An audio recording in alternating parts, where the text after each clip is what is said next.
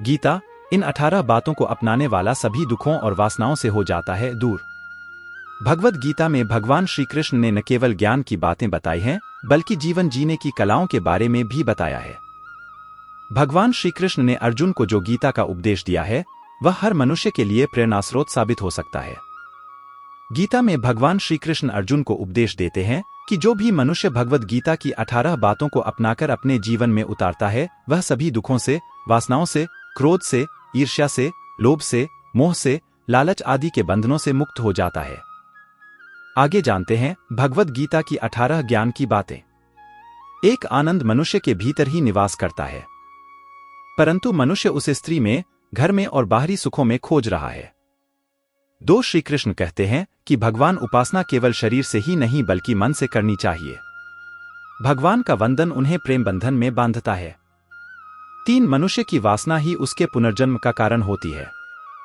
4 इंद्रियों के अधीन होने से मनुष्य के जीवन में विकार और परेशानियां आती है। 5 संयम यानी धैर्य, सदाचार, स्नेह और सेवा जैसे गुण सत्संग के बिना नहीं आते हैं। 6 श्री कृष्ण कहते हैं कि मनुष्य को वस्त्र बदलने की आवश्यकता नहीं है, आवश्यकता हृदय परिवर्तन की है। 7 जवानी में जिसने ज्यादा पाप किए हैं, उसे बुढ़ापे में नींद नहीं आती। 8 भगवान ने जिसे संपत्ति दी है, उसे गाय अवश्य रखनी चाहिए। 9 जुआ, मदिरापान, परस्त्रीगमन, अनैतिक संबंध, हिंसा, असत्य, मद, आसक्ति और निर्दयता इन सब में कलयुग का वास है। 10 अधिकारी शिष्य को सद्गुरु, अच्छा गुरु अवश्य मिलता है। 11 श्री कृष्ण कहते हैं कि मनुष्य को अपने मन को बार बार समझाना चाहिए कि ईश्वर के सिवाय उसका कोई नहीं है। साथ ही यह विचार करना चाहिए कि उसका कोई नहीं है, साथ ही वह किसी का नहीं है। 12 भोग में क्षणिक, क्षण भर के लिए सुख है, साथ ही त्याग में स्थायी आनंद है। 13 श्री कृष्ण कहते हैं कि सत्संग ईश्वर की कृपा से मिलता है, परंतु कुसंगति में पड़ना मनुष्य के अपने ही हाथों में है। 14 लोभ और ममता, किसी से अधिक लगाव, पाप के माता पिता हैं, साथ ही लोभ पाप का बाप है। 15 श्री कृष्ण कहते हैं कि स्त्री का धर्म है कि रोज तुलसी और पार्वती का पूजन करें। 16 मनुष्य को अपने मन और बुद्धि पर विश्वास नहीं करना चाहिए, क्योंकि ये बार बार मनुष्य को दगा देते हैं। खुद को निर्दोष मानना बहुत बड़ा दोष है। 17 यदि पति पत्नी को पवित्र जीवन बिताएं तो भगवान पुत्र के रूप में उनके घर आने की इच्छा रखते हैं। 18 भगवान इन सभी कसौटियों पर कसकर, जांच परख कर ही मनुष्य को अपनाते हैं।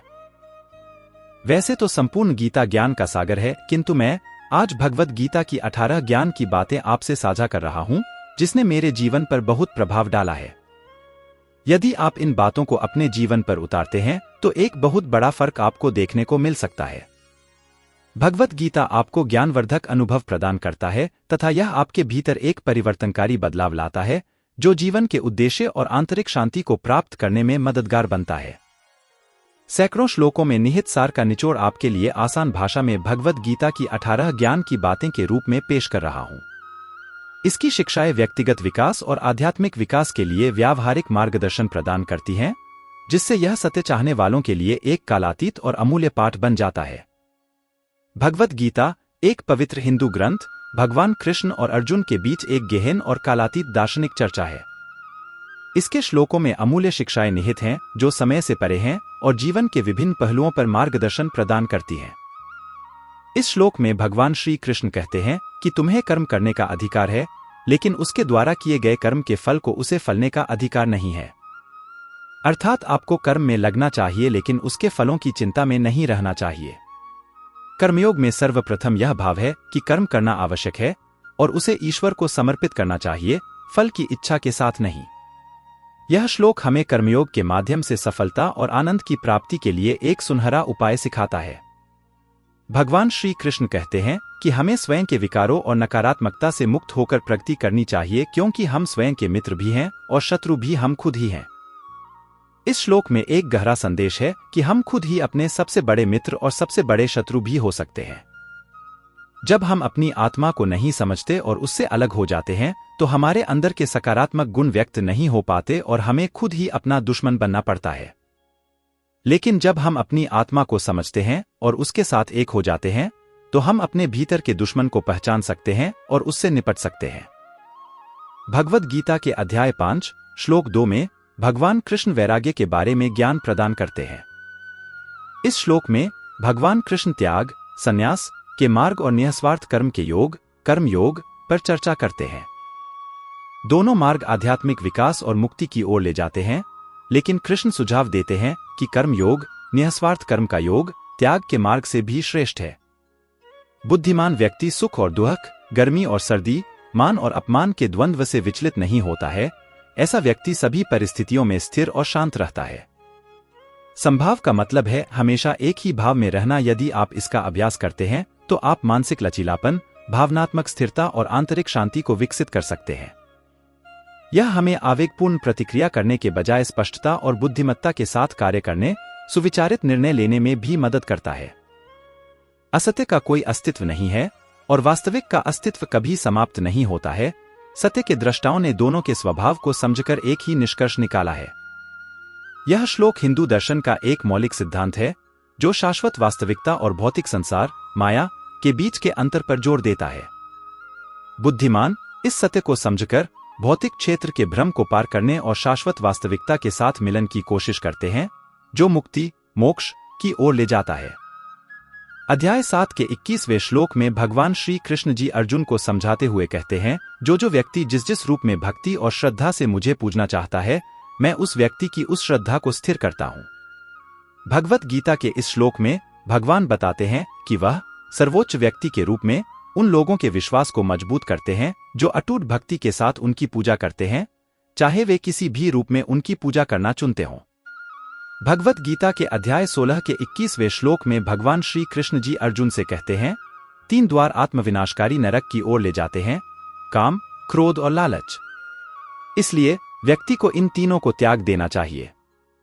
यह श्लोक उन नकारात्मक लक्षणों और व्यवहारों पर प्रकाश डालता है जो आध्यात्मिक विकास के लिए हानिकारक हैं और दुख और पीड़ा का कारण बनते हैं।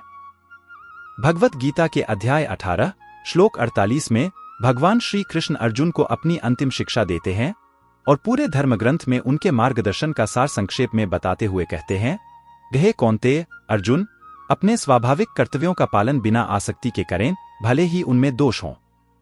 सभी कर्म दोषों से ढके होते हैं, जैसे आग धुएं से ढकी होती है। जो योगी संतुष्ट, संयमी, दृढ़ विश्वास वाला, आत्मसमर्पित है और जिसका मन और बुद्धि मेरे भगवान को समर्पित है, ऐसा भक्त मुझे बहुत प्रिय है। यह श्लोक ध्यान और भक्ति के अभ्यास में संतोष, समर्पण और दृढ़ता के महत्व पर जोर देता है। इन गुणों को विकसित करके और परमात्मा के प्रति समर्पण करके एक योगी आध्यात्मिक प्रगति प्राप्त कर सकता है।